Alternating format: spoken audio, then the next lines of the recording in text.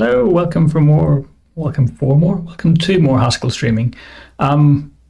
So last time I was working the pipeline, the simple little program thing, and I looked at error handling in the interpreter. So if it's basically checking types. So if the types don't line up, it returns an error rather than just exploding.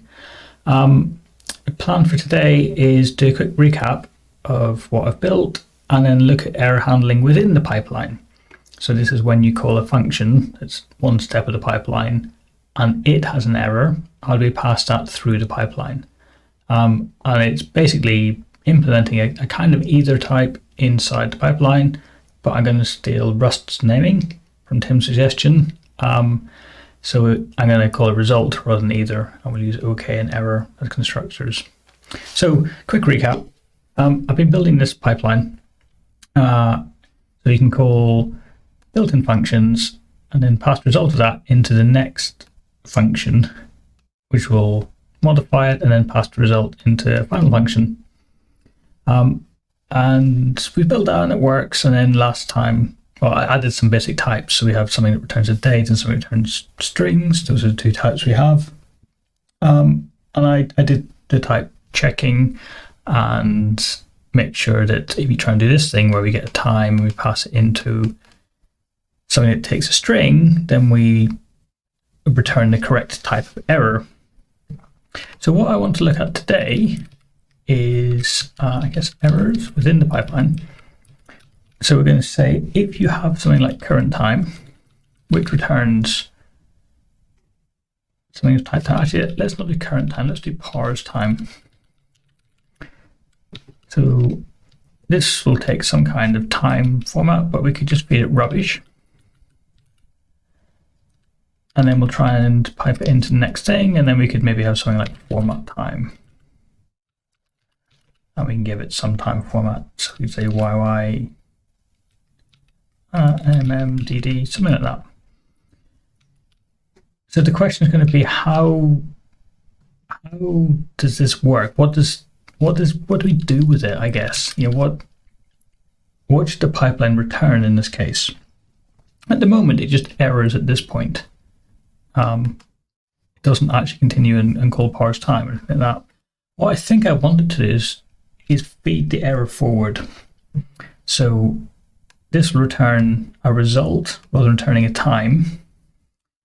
And it'll feed it forward into the next function, which will take the result as the input and then execute this if the previous step was okay. But if the previous step was an error, then it will just not run this. So effectively this is it's kind of like f mapping or mapping over an either type. So this will only happen in the case of success in the previous step. And then maybe we can start to add functions which can understand the result in some way. So they could maybe look at the result and print something out based on the contents of whether it's successful or not. But I don't think I'm going to do that today. I think today is just adding the result type in. So this should pass the error on pipe. Okay, so to do that, I think I actually want to start by adding another function for format time.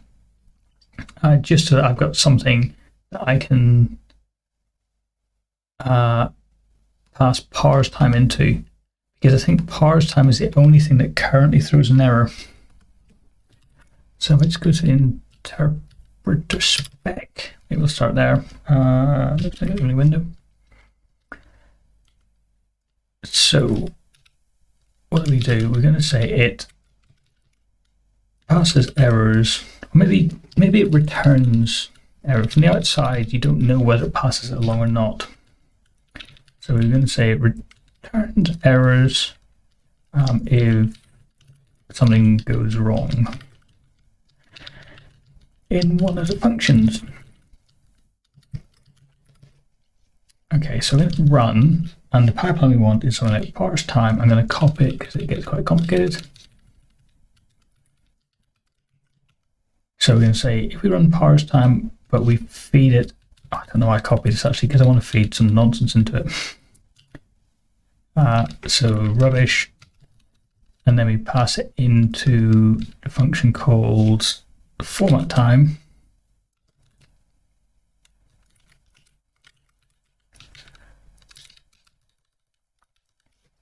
And what's this going to be? It's going to be YYMMDD.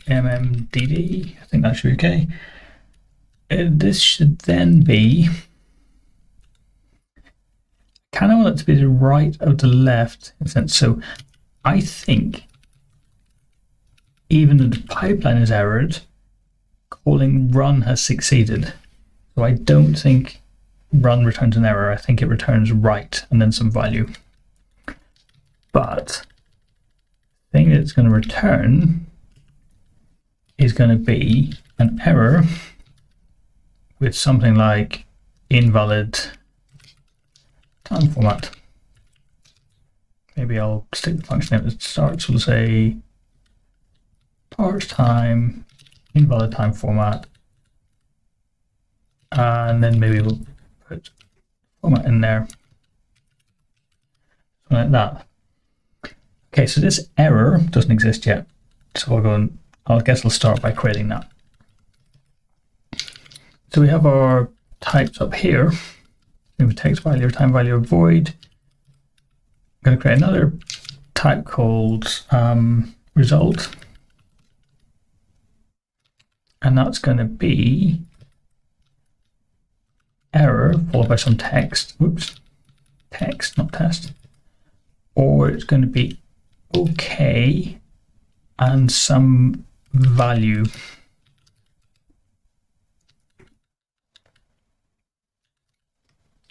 Or okay, and we'll derive show and equal, because why not? Okay, so back to here, we should now be able to import error. Can we not? Oh, didn't give me a chance. Oh, because I'm not exporting it, that's why.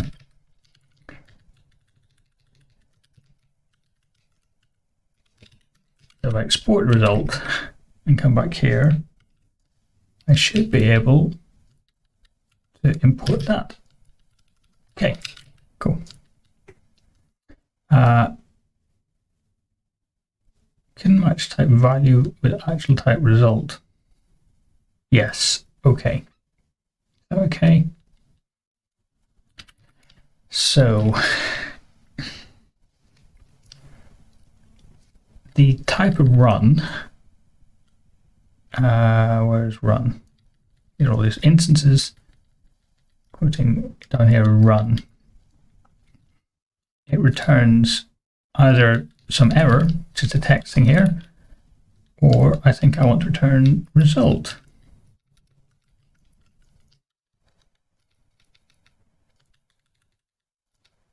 I can just do that, I think. Which means that everything will now be broken, I think. These are all okay, interestingly. None of these are right or correct.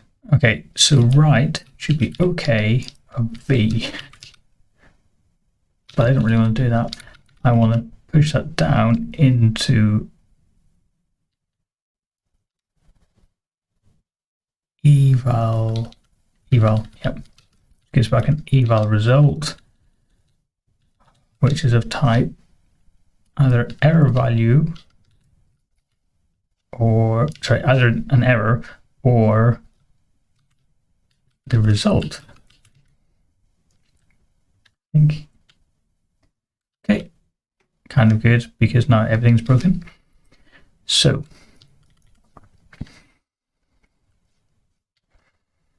all the way down to the end. So here, in fact, let's step through, because I need to change the input as well, which it takes an expression and a value, and I think this would actually be a result.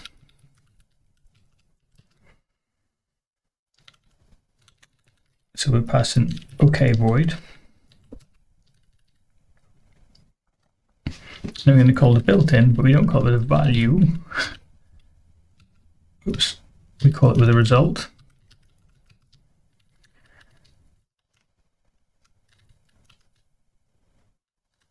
So now we want to say only execute these if the previous result was OK, otherwise do nothing. So we can say if OK, B,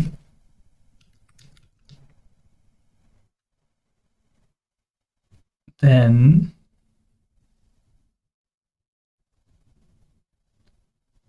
what's going to happen? We want to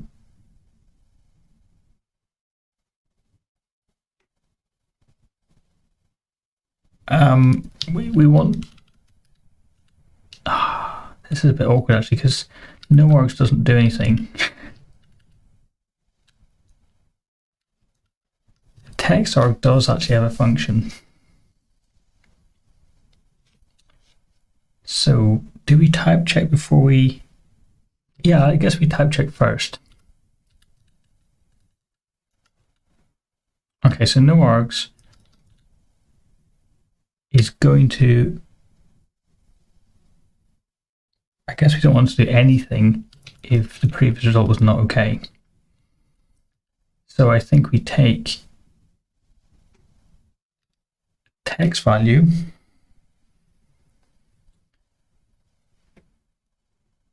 and we just, I think we want a function that is going to return a text value, and we will only execute that function if the previous result was okay. So I actually think this is going to now take something value to value, even though we're going to ignore part of it. And this then becomes a function. And it's not a value to value, it's a value to an eval result.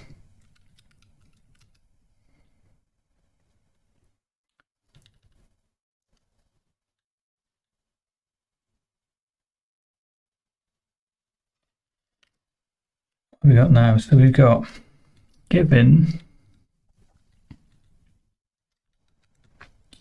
we ignore the name of it, given some value, if the value is void, and then some function, then we apply the function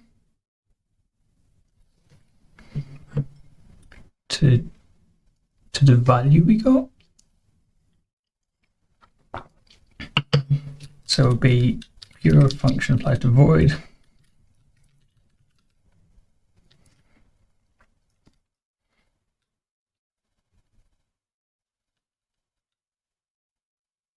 Alright, so couldn't much type either eval error result with result.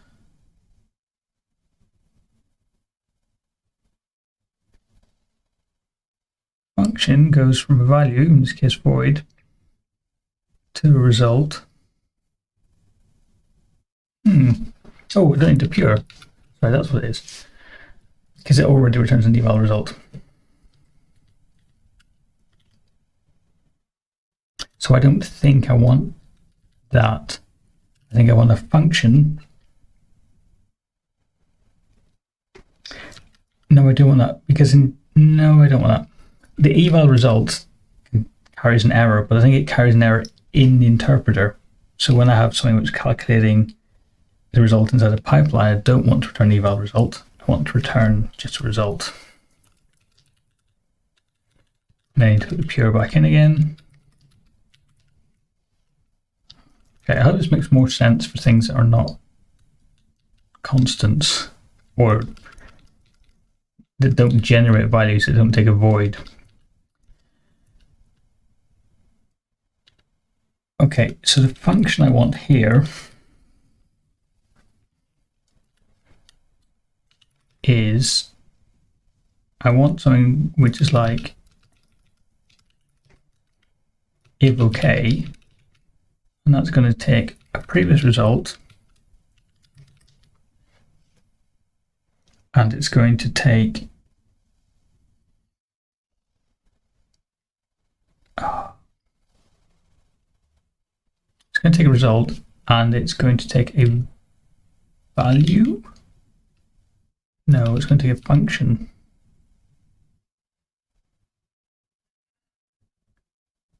This is really weird for these no-arg things. So I think this is going to take a function which goes from value to result, and we're going to return a new result, which is basically either calling this function or it's dealing with the error. So if okay, and then the first argument is error. So let's capture that as E. Given some error, and then some function we don't care about if it's an error. We just pass the error back, so we don't run the function. But if okay of okay, and then the result as a value, sorry, and then some function, then we return the function applied to v. Okay, so I could just say that, or if okay, e underscore equals e. So now, at this point, we can say no args, the name is a function, some value v, and then if okay,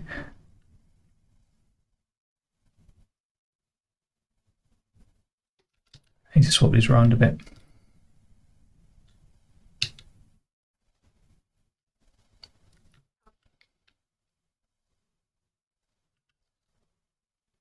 So we'll give it a function first, then we'll give it the previous result, and then we'll produce a final result.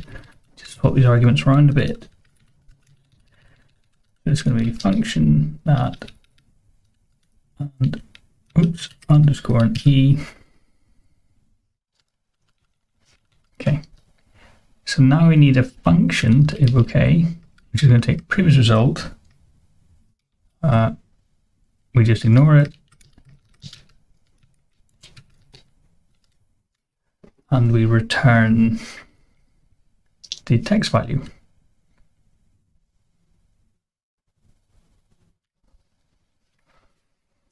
So what have we got here? So no args, the name of the thing, the value v, which was a result and not a value anymore. So no args.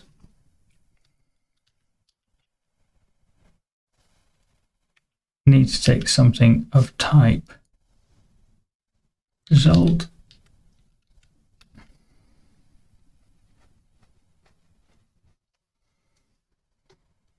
What does it need to value?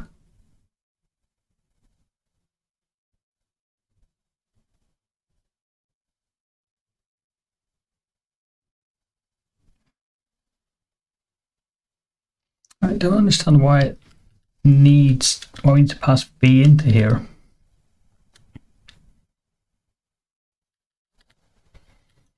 I think the way no-args works is you don't have a previous result. Oh, but it wanted to make sure that it's void. Okay.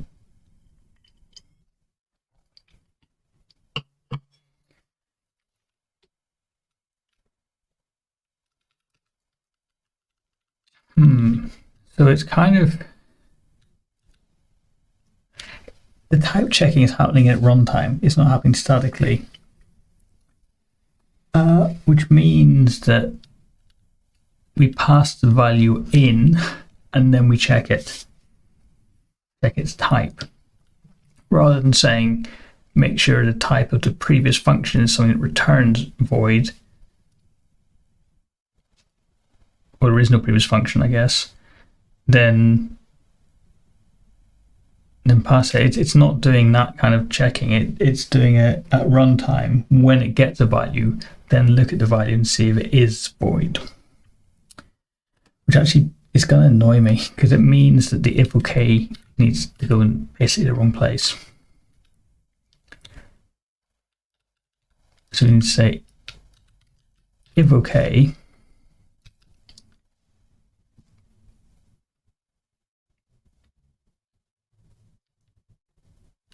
and then we put this back to being value. So outside wrapper, if OK, it's going to take a function and a result, previous result. So B is now the previous result, and then the function is, there's no function here anymore. The way nose can work now is we can just feed it a direct result, and we can say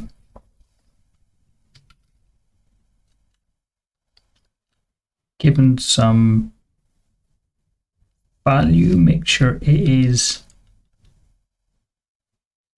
void, and then given some result, give them some new value, we return that basically. So swap these around again.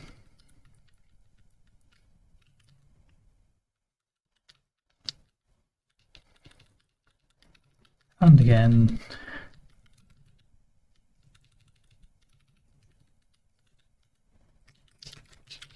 Okay, so what have we got? So this now needs to go back to where it was before. And look it up. Drop this out.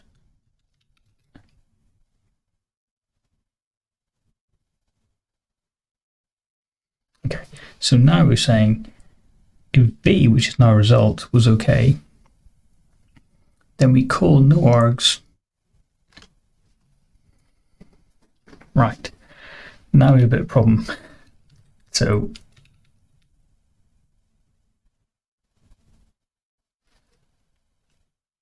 I need to swap the arguments around a little bit.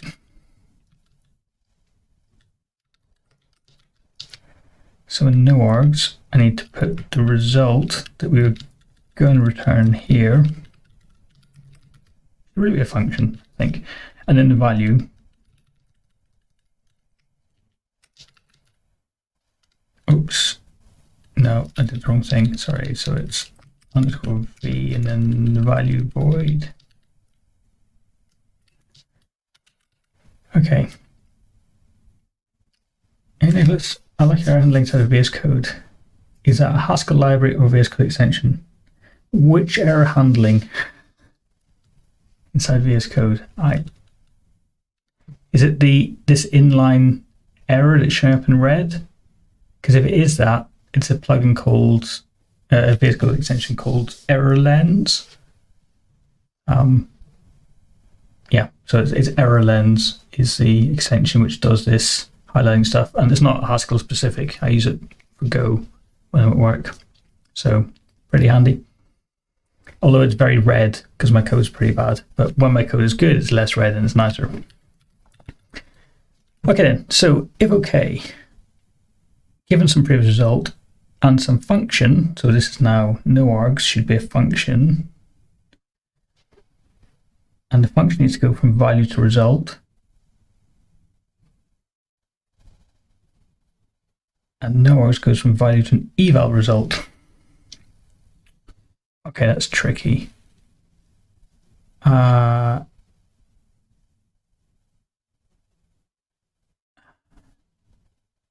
want to wrap if okay inside noargs, but I also want to wrap noargs inside if okay. Because ideally, no args shouldn't know about the result type internal to this, and if OK shouldn't know about eval result.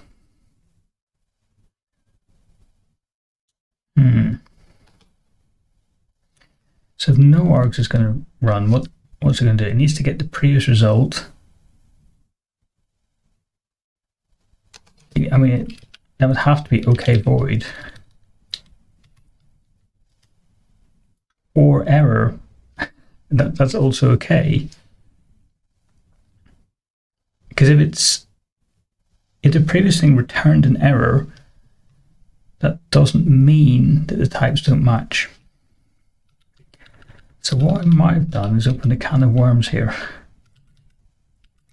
Maybe what I really want to do is type check before I evaluate, so I can just separate out the type checking the no arg stuff and the text arg stuff. So I'll do that as an initial stage, and then separately I'll evaluate it by calling run or eval, whatever. And that's where I can do the if OK stuff. Otherwise I'm just going to end up in a world of pain. So I put this back to where it was. Let me put it very much back to where it was. Do I get rid of this? Yeah, let's just start over.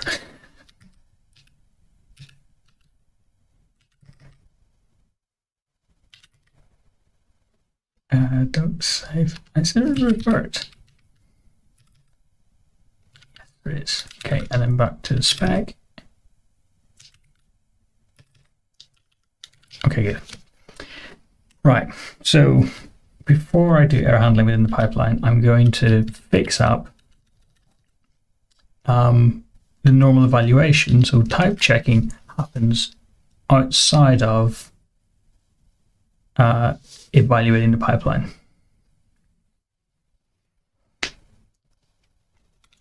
And I'm going to move one of these inside run, because I think the eval tests I might get rid of. Because I think eval is a little bit too low level now to be calling from the outside. So if we call, whoops, actually I don't want that test at all. I want a nice working pipeline. So you say UID if we call strip, and we'll take out dashes, I think. Then this should be, I can't remember what eval returned. It's 1, 2, 3, 4, 5, 6. So it should be 1, 2, 3, 4, 6, and that should be right. It should be successful. Okay, so that's just a success case for testing run. I don't think I need this anymore, because we now have this test covered by run, and I might say it handled UID. This means that test inside here. I don't think we really need this test anymore. I'll put it there anyway. Okay, so in theory, if I run this now, it should just work.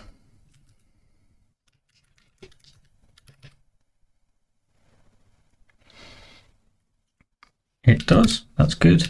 So now I want to go and rewrite it, well, not rewrite the interpreter, but add a type checker into the interpreter. So how is the type checker going to work?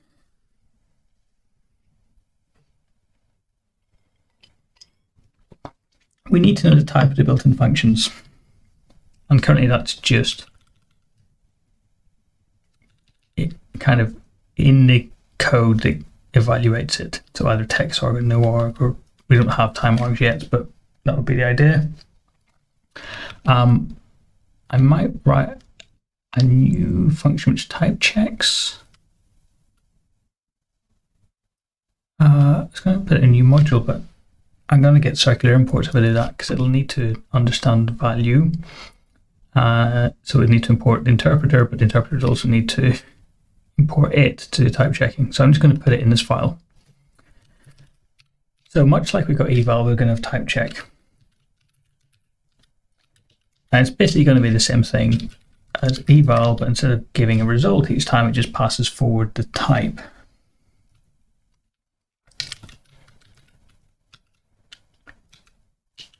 So type check of some expression is go evoid. Really very similar.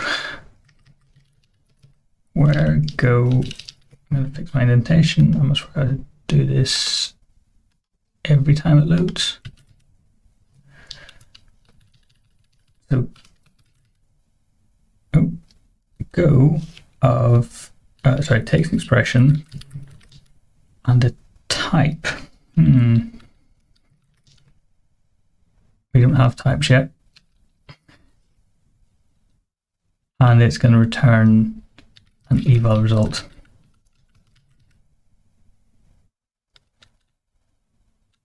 Probably can't use type, probably built in Go in Haskell, so I need pipe type. Let's call it function type. Okay. So go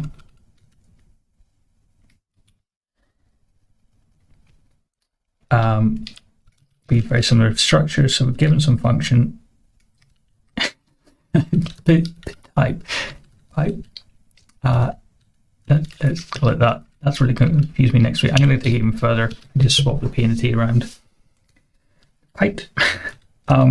Okay, so if it's a function, we don't care what the arguments, we're not going to evaluate it. So we're going to say built-in type, built-in height of the function. And that's it. Height.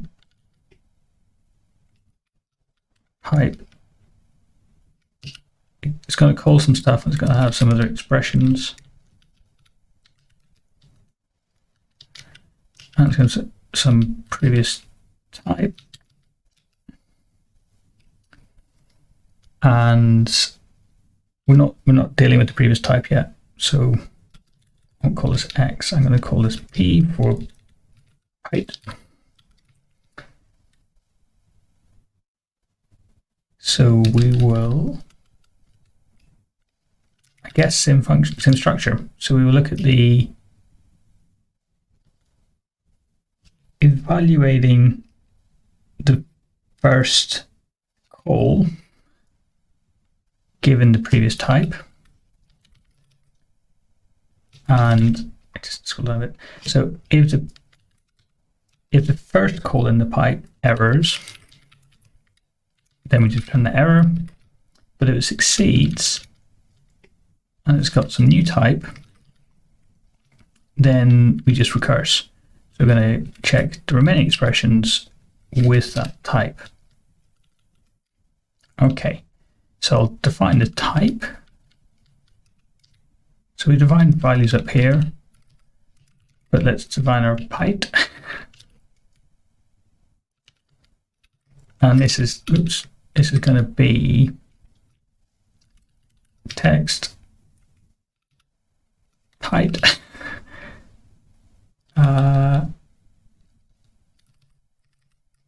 Or time pipe or void pipe. Oops. Okay. So now we can't type check with void, but we can type check with void pipe. We don't have this function yet. We haven't used this. And I can't pass in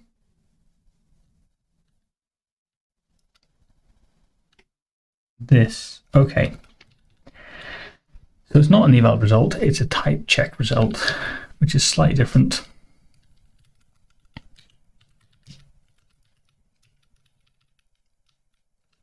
Pyt check result. I'll just rename everything to Pyt. So that's either going to be an eval error, but it's not anymore, so we'll call these Pyt error, or it's going to be a Pyt. And Pyt error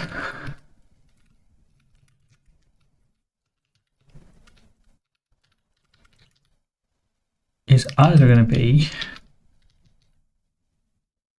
in fact, it's only ever going to be incorrect type. Disclose.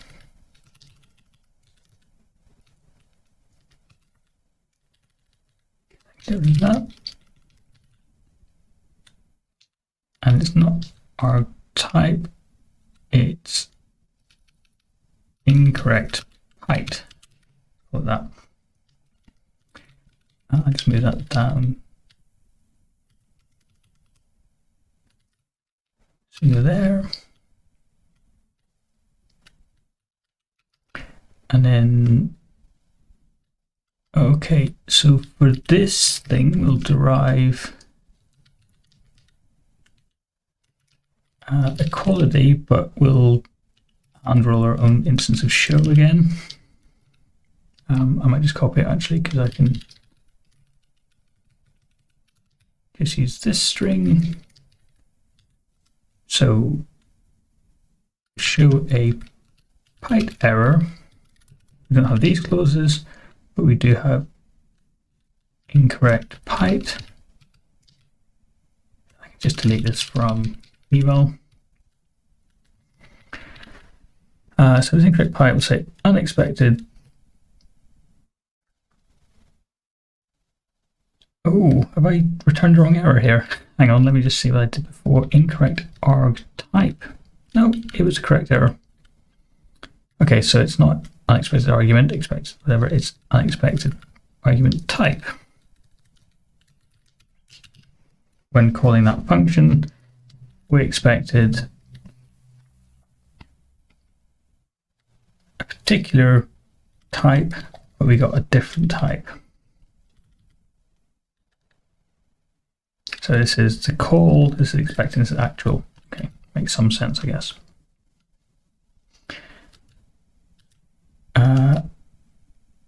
Okay, so back down to my error handling. I might just rename this now because why not? I'm going to rename it as Pyt check. And it's not an eval result, it's a Pyt result. Except that's not what I called it. What did I call it?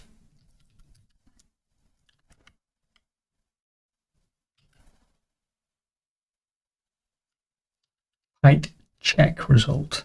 Okay. Guess that makes sense.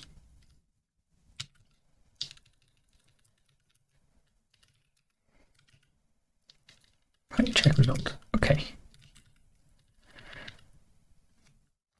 So that fixed one type error, which is this one.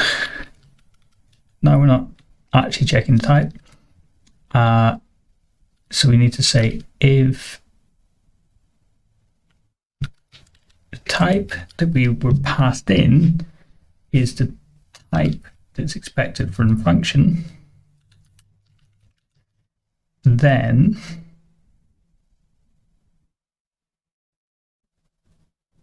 there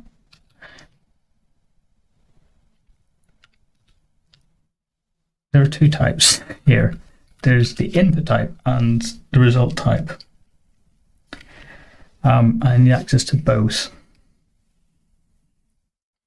So we can maybe say Pyt check built in, and we'll give it the function and we'll give it some type. Just let that do all the work. So height check built in.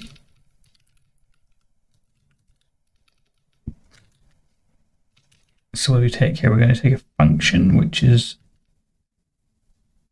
it's not even an expression. What's the type of the function? It's going to go down and cheat.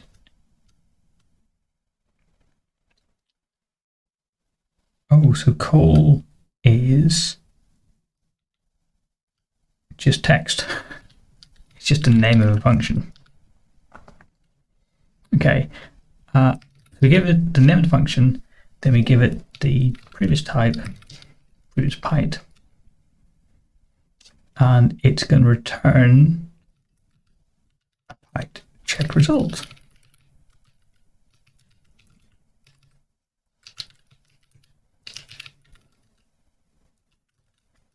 So built in, if it's called UID, and some previous byte, and that's going to be expect void p, and then we will return the type of UID, which is a string byte. Okay, and then expect void given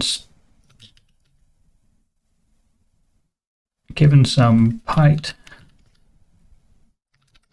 and some byte, return a byte check result. At some point we really will check it, so expect void p is pure p, and expect void of any other type, and that p, oh hang on, we need those, so p and p prime. What expect void is going to return if that doesn't work. We need the name of it as well, annoyingly, because that's part of the error message. So we will pass in UID at this point, and then we say is it unexpected type? What was unexpected arg? I can't remember what I called the error now. That's annoying. Incorrect byte. Obviously we should call this thing incorrect byte, and it takes text. We need text as well. So this is the name of the function. So we should be able to do that. But this is now an error, so this is just left of that. And this is not void, this is void byte. And couldn't match type text. Okay.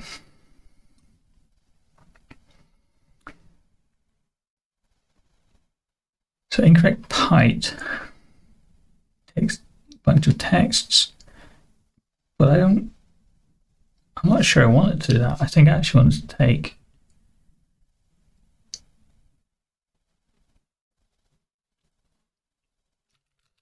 so the first text is the name of the function. So that's just text. But why don't I just take 2 bytes, I'll pass them in directly. And now our byte type is up here.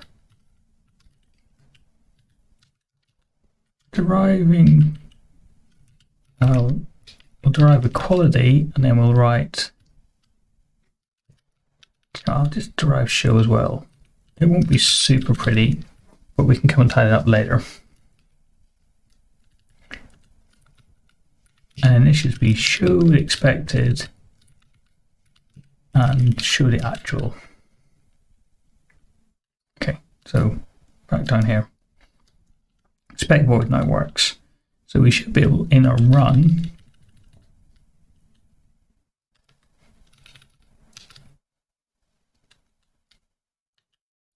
I think at this point I should be able to say do, because it's getting a bit long.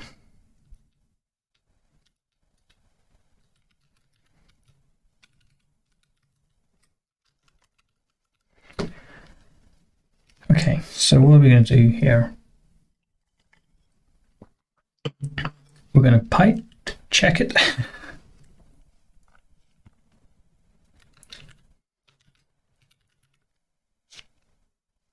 Oh, we need to parse input first. Of course we do. So here we can say input is result of calling parse imp.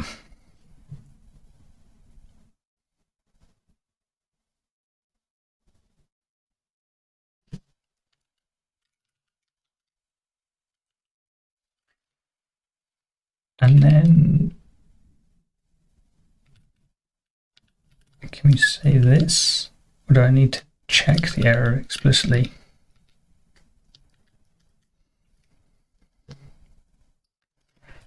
Yeah, I think I need to check this. So I might just change parse to return either text or value, because this is beginning to annoy me a little bit. So I'm going to move the parse error bundle handling into here. So this of left error is, we'll just say show error. And then right v is, whatever that v is, it should be, sorry, it should be left of show error and pure v, or right of v. And I'm going to just change this to return text.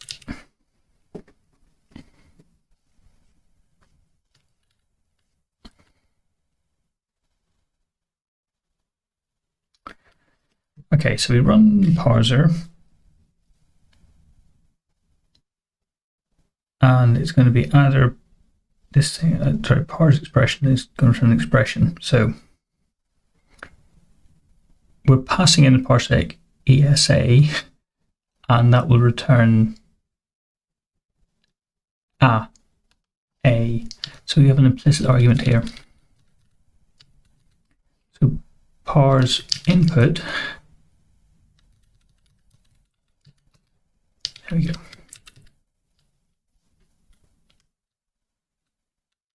And you can do that. Okay. So now what's happening inside the parser, we call run parser. If that gives us an error, then we basically convert it into text by calling show on it. Whereas if it's a result, we just return a result.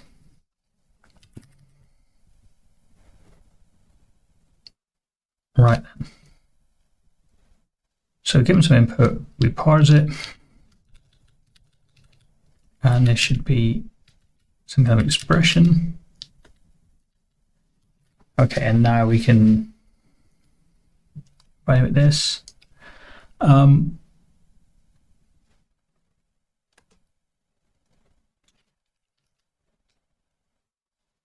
Okay, so that's kind of okay. So we can now say, ignoring the result, pipe check it. Pipe check the expression.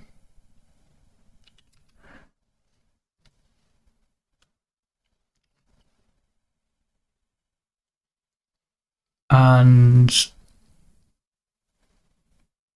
that returns, this is really annoying.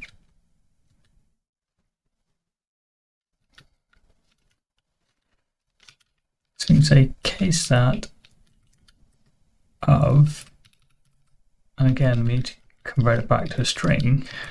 So we can say, given some error, we will return it, but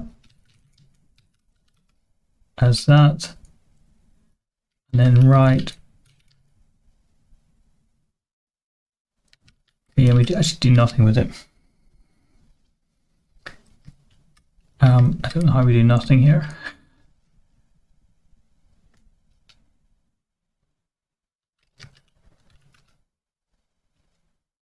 I guess it's just unit.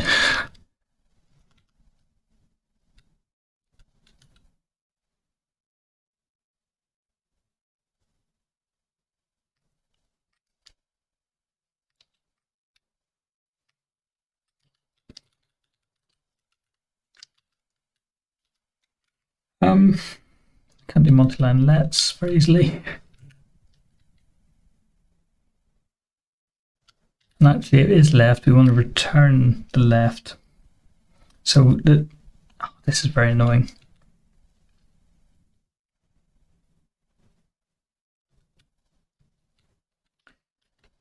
Stupid typed errors.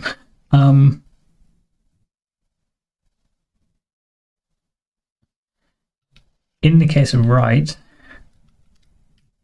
we want to do these things and ignore everything comes back. So I need to come back and tidy this up, but basically we call the parser, get an expression back. If the parser fails, it throws an error or returns a left thing, and that gets returned back up. If we height check it and we get an error back, we show the error and that gets returned. Otherwise, we ignore the final result of the checking and we evaluate the pipeline.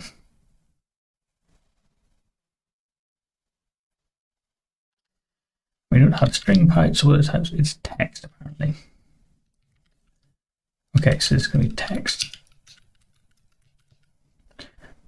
And it's right, this is non-exhaustive, so we say pipe, check built-in. Anything else, undefined for a second. I need to think about that. It's got 2 arguments. Come back to that in a second. So UID should type check. Anything else we don't know what to do with yet.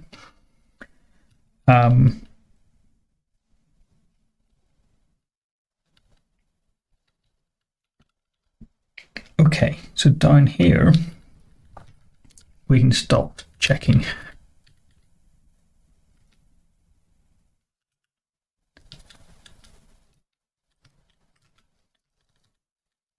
So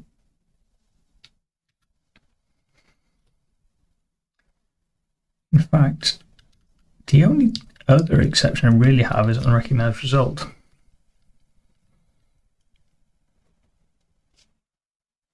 Because the incorrect arg type I've thrown away, unexpected arg actually is one thing. So we do actually check. Are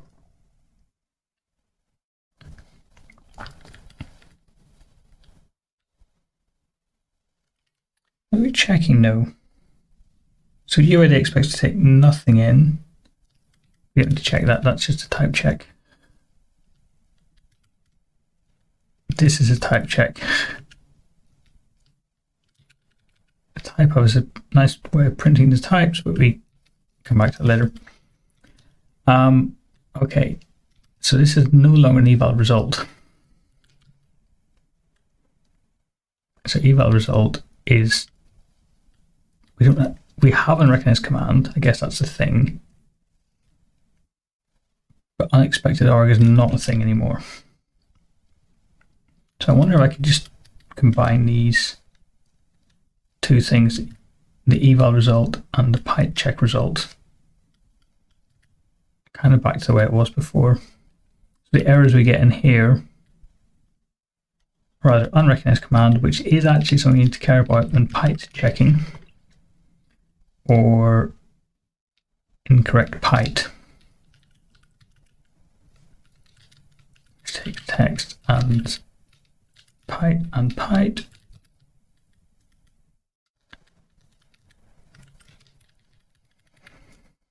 So we can get rid of that. We'll get rid of that. Do that. Okay, so we back to only having eval error.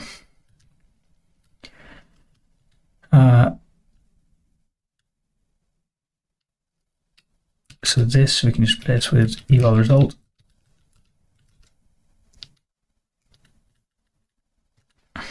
No, because eval result returns value. That's why. Okay, I'm gonna go back a bit.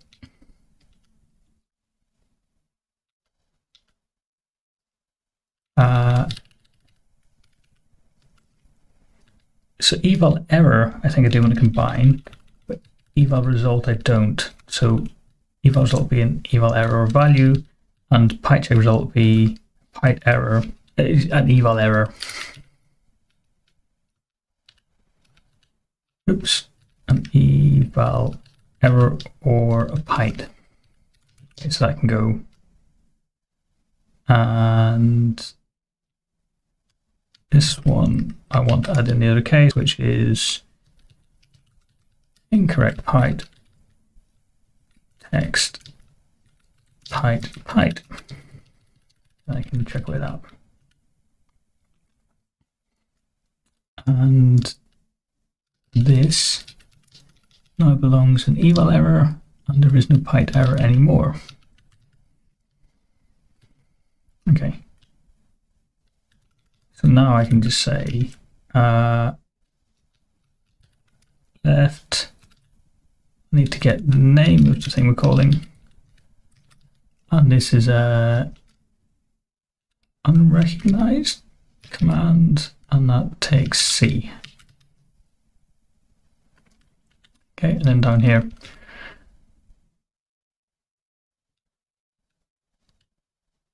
so this can be your that result. Okay, now I'm not, as part of my type checking, I said, no, I think we're okay actually. I don't need to check anything else. So strip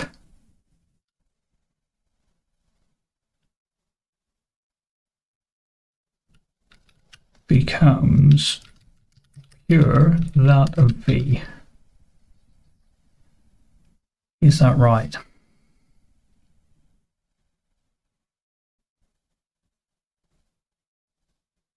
I did a thing where I put the types into here.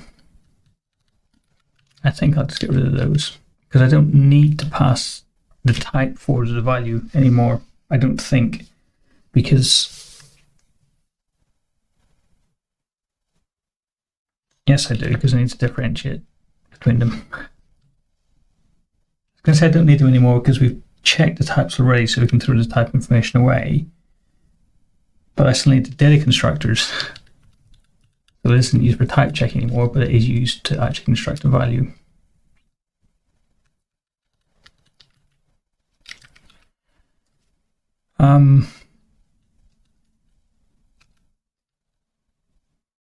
Trouble is I need to unwrap this before I pass the value in. So this is going to be text value.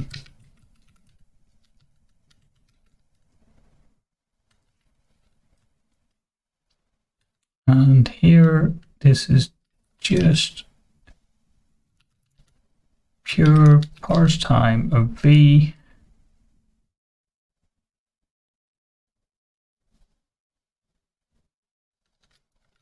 Sorry, that's the actual parsing.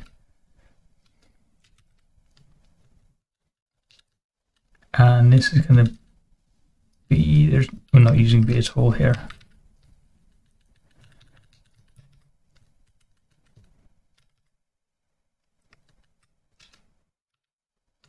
Extend that a bit, and that's more, and that even more. And then join that back on again. Yeah, that works. Okay. So when we call parse time, this is where we want to put our error handling in future, but we haven't done that yet. Okay, So where did I get to with all of this? What I really wanted to do was be able to call pipe check, which I think I can do. So back to the spec.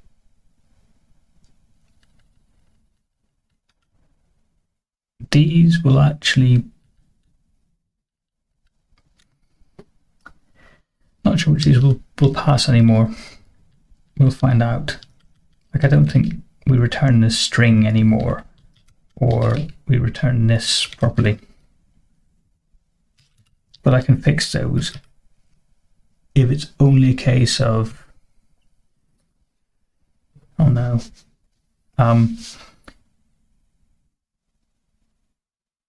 oh, my parser ones are broken. Okay. So if it's only a case of these strings being wrong, I can just fix the strings to make them match.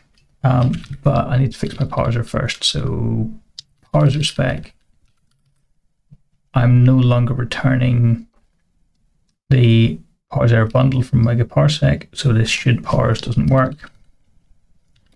So this should be, or should equal, which one is it? Equal?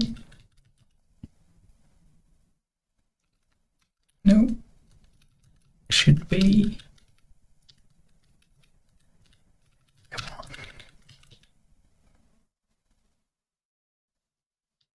That should be to the import list. Okay, cool. And it should be left as that. I can't do it like that. That's not how precedence works.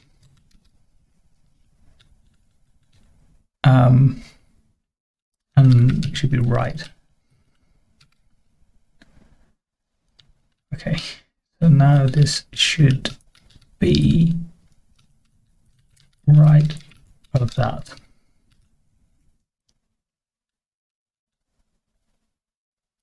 Okay, can I be fancy?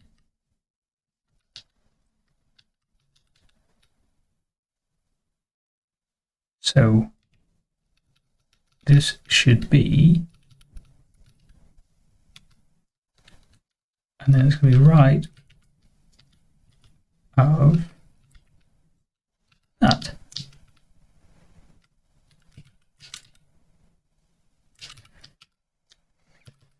Do the test run. 3 failures.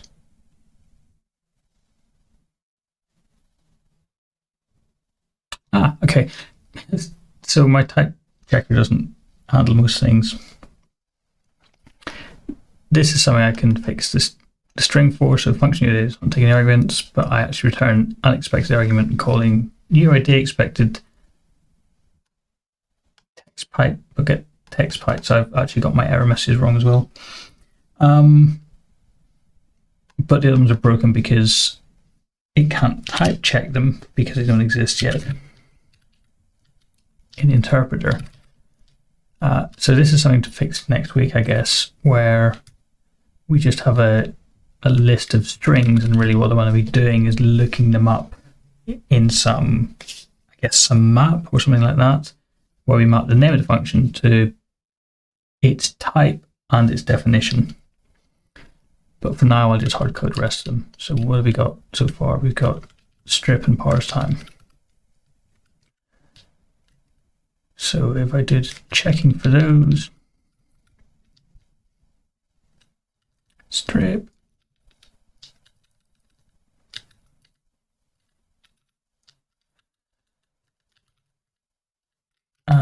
given some value, some previous pipe.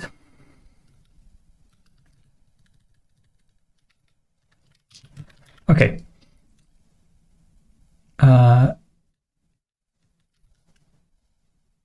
And this is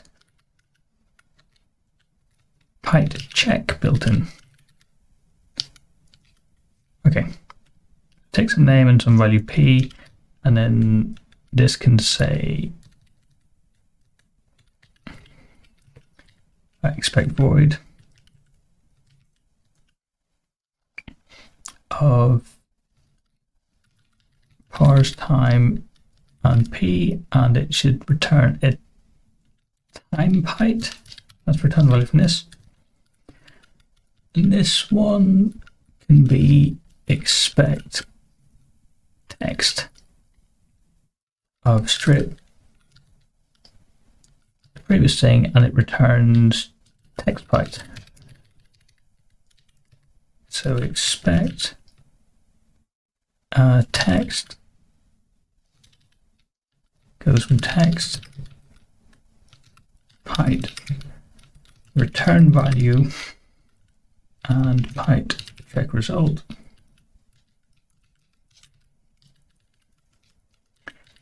And expect text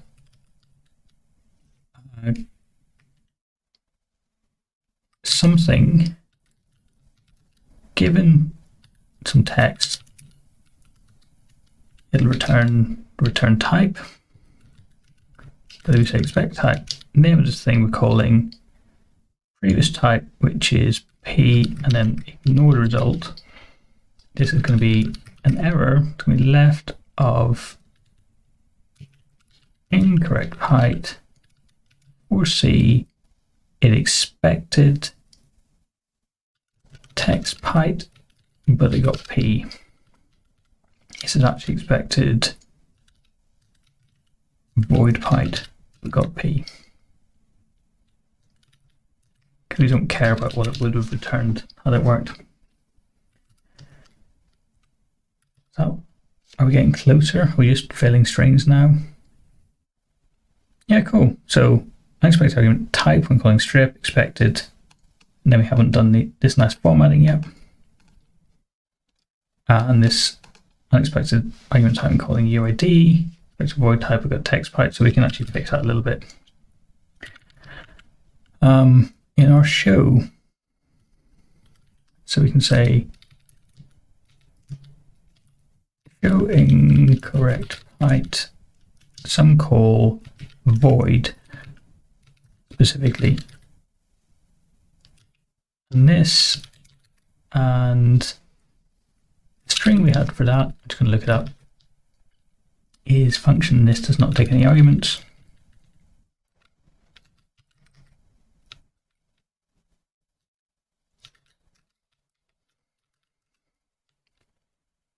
Function C does not take any arguments. And this should be t.unpack. Okay, and it seems I'm not saying what it was called with.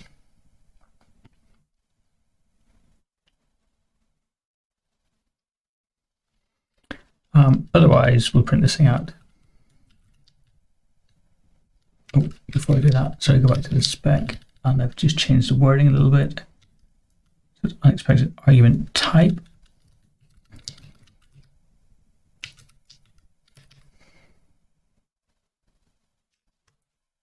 Close function. I'm not backticking those, okay. And I haven't done this formatting yet. Let's just do it quickly. Showy. So these are the types. So I'm going to add a custom instance for showing these things. And then we say instance show pipe where show. Is that right? Yeah. So show of text pipe is the string text.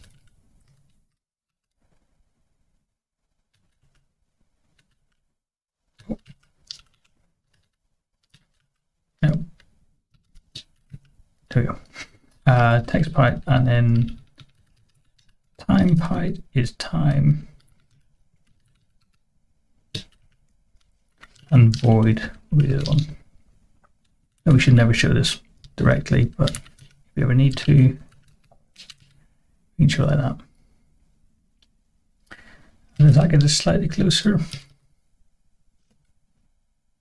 Yep, just one failure now, and we're not quoting UID.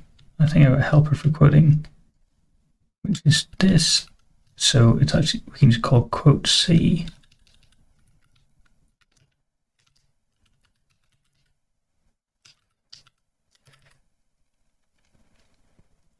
Okay, so we're back to the point.